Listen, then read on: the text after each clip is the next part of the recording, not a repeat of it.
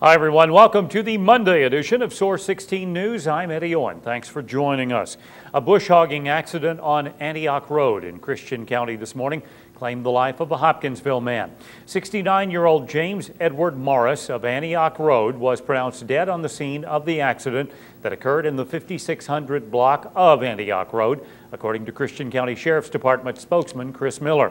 Morris was reportedly found by a motorist around 8:40, lying next to the road with what appeared to be fatal wounds from the bush hog. His tractor was found nearby in the tree line with the bush hog still attached.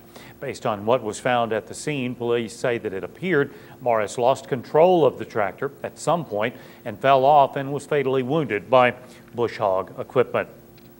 A pedestrian was struck and killed in Christian County last night. 35-year-old Brian Sheely of Hopkinsville was attempting to walk across Kentucky 1682 near Prosperity Lane around 9:30 when state police say he walked into the path of a vehicle driven by 69-year-old Sherry Red of Cerulean.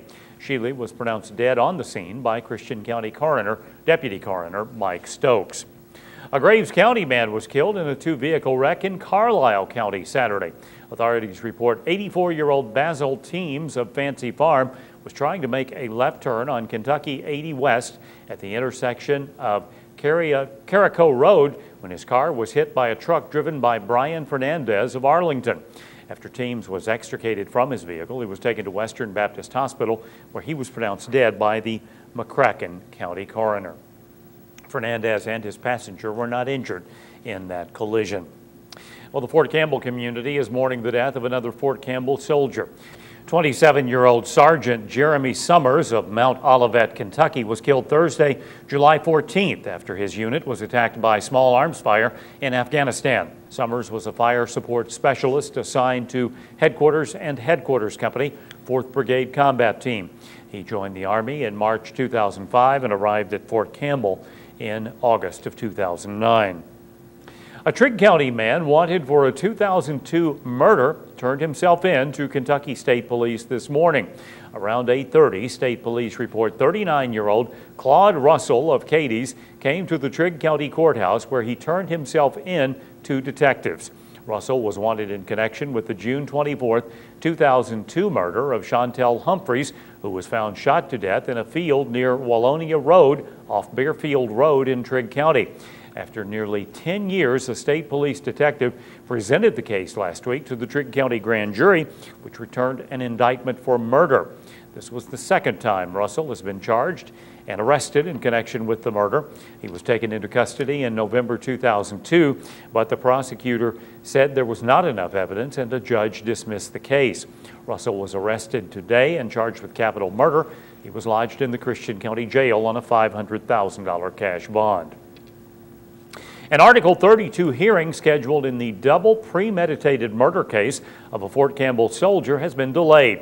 Officials say the Article 32 hearing for Brent Burke has been delayed for a few weeks because of a new investigating officer which has been assigned to the case. Burke was charged by the Army with 2 counts of premeditated murder in the 2007 deaths of his ex-wife Tracy Burke and her former mother-in-law Karen Comer at Comer's home in Rineyville, Kentucky. Last month, a Hardin County judge dropped charges against Burke after 4 mistrials. Burke is currently lodged in the Christian County Jail. Well, hard work and perseverance have paid off for 2 military spouses who have teamed up with 2 national organizations to adopt 2 dogs from Afghanistan. We're glad to report tonight OP1, one of the 2, arrived in the U.S. last night and will soon be joined with his adoptive family. Source 16 spoke to Amanda Weber, whose family will be adopting OP1. It's kind of weird at first. Like, I know it's going to be adjustment because he's never been on a leash and all that stuff. We're going to have to work with him a lot, that's for sure. But I mean, it's kind of cool, from Afghanistan. It's different. When people ask, we'll be able to tell a story about it, which is pretty. According to Weber, the dog is adjusting like a champion and is having a grand time discovering grass. but she says it's hard to pet him and see all the scars and previous injuries from his hard life without crying. As we previously reported, OP1 and another dog named Smiley reportedly befriended Fort Campbell soldiers at their remote fire base and would accompany them to missions despite the treacherous terrain. Rescue Helpers Incorporated and Puppy Rescue Mission are the two organizations who provided transportation for OP1. Well, the city of Hopkinsville continues its plans to beautify the downtown area. Hopkinsville Mayor Dan Kemp says 4 buildings are currently scheduled to be demolished to make room for more parking spaces.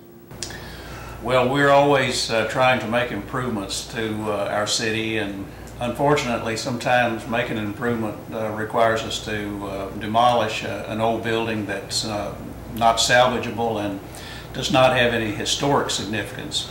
And an example of such a building is at 600 South Main Street, across from the old historic courthouse. According to Mayor Kemp, he hopes to revitalize the downtown area and attract more businesses. Very important for us who live here to feel good about our inner city and our downtown, and also we want it to show well with visitors. And it's just something that I think is critically important. I've been told that when industrial prospects come to consider locating in the city, they go look at the downtown and see what it's like, because it's an indication of the amount of pride that the residents take in their city. Kemp says it's been several years since dilapidated buildings have been torn down, but he adds the downtown area will continue to be cleaned up. Speaking of beautification, Kentucky Transportation Cabinet contractors have cranked up for another round of mowing along area highways.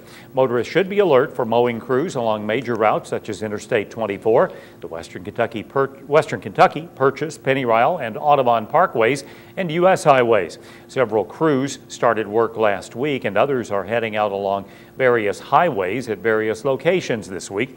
Spokesman Keith Todd says mowing zones require the same level of caution as any work zone. Motorists should slow down and be alert anytime they enter a mowing zone.